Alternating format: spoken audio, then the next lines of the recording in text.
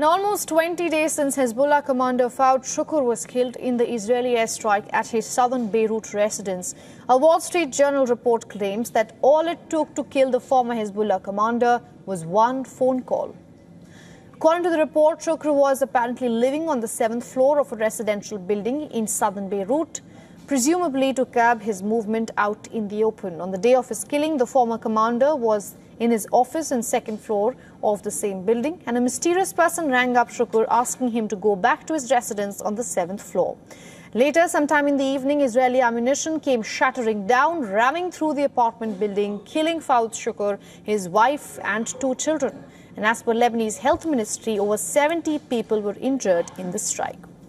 Now, the important thing is that needs to be noted here, just hours prior to Shukr's killing, on the very same day, Hezbollah issued evacuation orders to its high commanding officers, owing to the impending threats on their lives. In fact, initial speculations were rife that Shukr might have fled the scene even before the attacks, as officials were unable to find his body. However, it was later recovered in a nearby building following the impact of the attack. Interestingly, the Wall Street Journal report reveals that the unknown call came from an individual or entity reaching Hezbollah's internal communication network. And the move made Shukr an easy target for Israel despite high-rise buildings in the adjoining areas.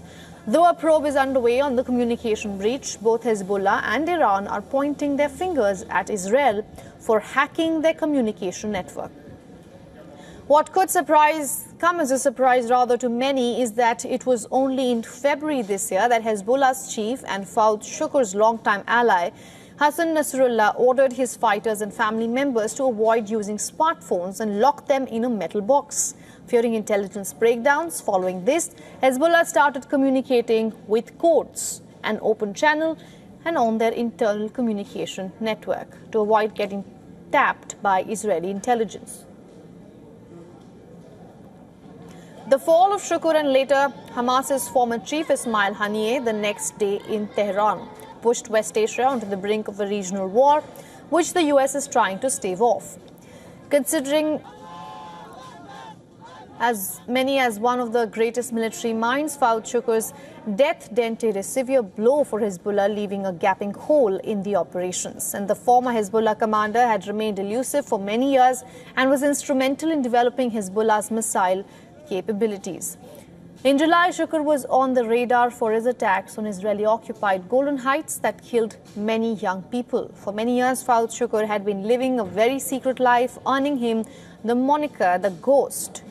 Making rare and sporadic appearances in the public, Shukr held his identity as a top secret, and so much so that even the Lebanese media published the photos of the wrong person following his death.